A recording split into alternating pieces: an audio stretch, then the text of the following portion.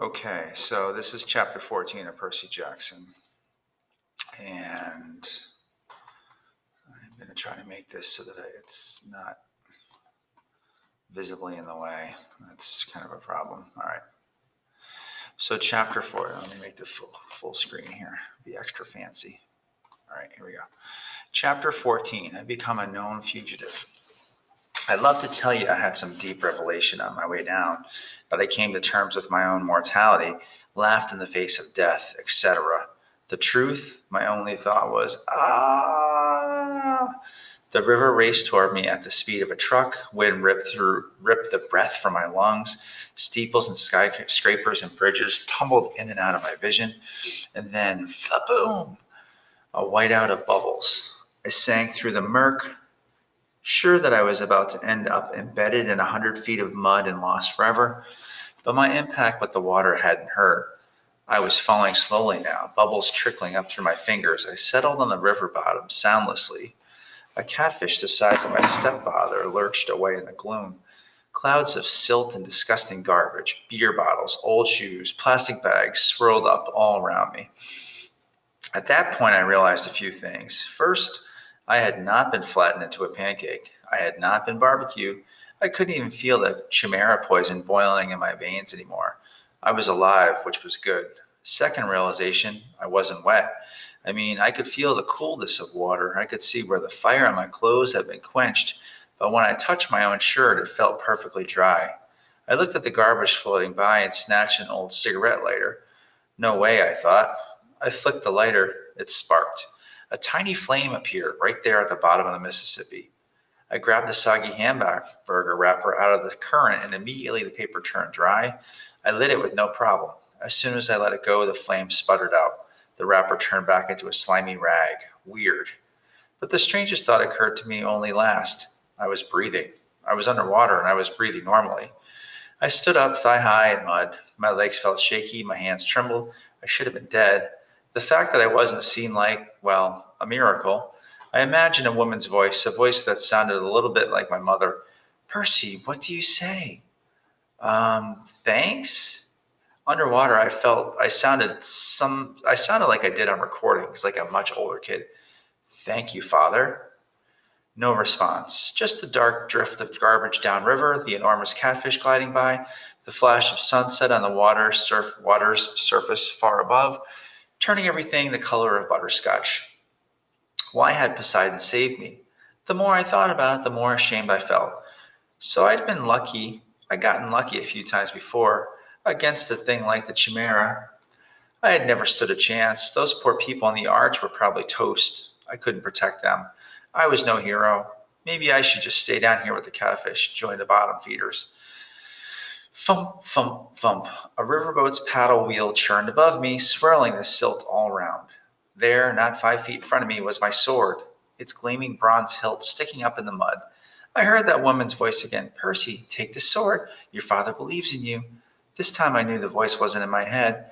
I wasn't imagining it. Her words seemed to come from everywhere, rippling through the water like dolphin sonar. Where are you? I called aloud. Then through the gloom I saw her, a woman the color of the water, a ghost in the current, floating just above the sword. She had long billowing hair, and her eyes, barely visible, were green like mine. A lump formed in my throat. I said, Mom? No, child, only a messenger. Though your mother's fate is not as hopeless as you believe. Go to the beach in Santa Monica. What? It is your father's will. Before you descend into the underworld, you must go to Santa Monica. Please, Percy, I cannot stay long. The river here is too foul for my presence. But I was sure this woman was my mother, or a vision of her anyway. How did you? There was so much I wanted to ask. The words jammed up in my throat. I cannot stay, brave one, the woman said. She reached out. I felt the current brush my face like a caress. You must go to Santa Monica. And Percy, do not trust the gifts. Her voice faded. Gifts? I asked. What gifts? Wait! She made one more attempt to speak, but the sound was gone. Her image melted away. It was if it was my mother. Whew, I had lost her again. I felt like drowning myself. The only problem, I was immune to drowning. Your father believes in you, she had said. She'd also called me brave, unless she was talking to the catfish. I waded toward Riptide and grabbed it by the hilt. The chimera still might be up there with its snaky fat mother, waiting to finish me off. At the very least, the mortal police would be arriving, trying to figure out who had blown a hole in the arch. If they found me, they'd ask them some questions. I capped my sword, stuck the ballpoint and my pen in my pocket. Thank you, Father, I said again to the dark water. Then I kicked up through the muck and swam for the surface. I came ashore next to a floating McDonald's. A block away, every emergency vehicle in St. Louis was surrounding the arch. Police helicopters circled overhead. The crowd of onlookers reminded me of Times Square on New Year's Eve. A little girl said, Mama, that boy walked out of the river. That's nice, dear, her mother said, craning her head to watch the ambulances. But he's dry. That's nice, dear. A news lady was talking for the camera. Probably not a terrorist attack, we're told, but it's still very early in the investigation. The damage, as you can see, is very serious. We're trying to get some of the survivors to question them about eyewitness reports of someone falling from the arch. Survivors. I felt a surge of relief. Maybe the park ranger and the family made it out safely. I hoped Annabeth and Grover were okay. I tried to push through the crowd to see what was going on inside the police line. An adolescent boy, another reporter was saying.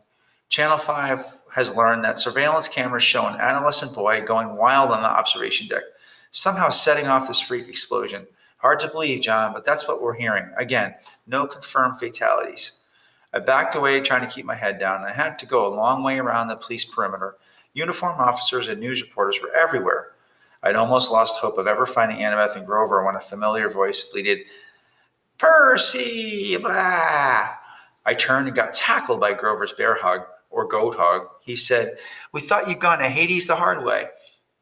Annabeth stood behind him, trying to look angry, but even she seemed relieved to see me. We can't leave you alone for 5 minutes. What happened?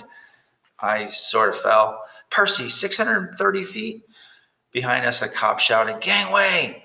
The crowd parted, and a couple of paramedics hustled out, rolling a woman on a stretcher. I recognized her immediately as the mother of the little boy who'd been on the observation deck. She was saying, and then this huge dog, this huge fire-breathing chihuahua. Okay, ma'am, the paramedic said, just calm down. Your family is fine. The medication is starting to kick in. I'm not crazy. This boy jumped out of the hole and the monster disappeared. Then she saw me. There he is. That's the boy. I turned quickly and pulled Annabeth and Grover after me. We disappeared into the crowd. What's going on? Annabeth demanded.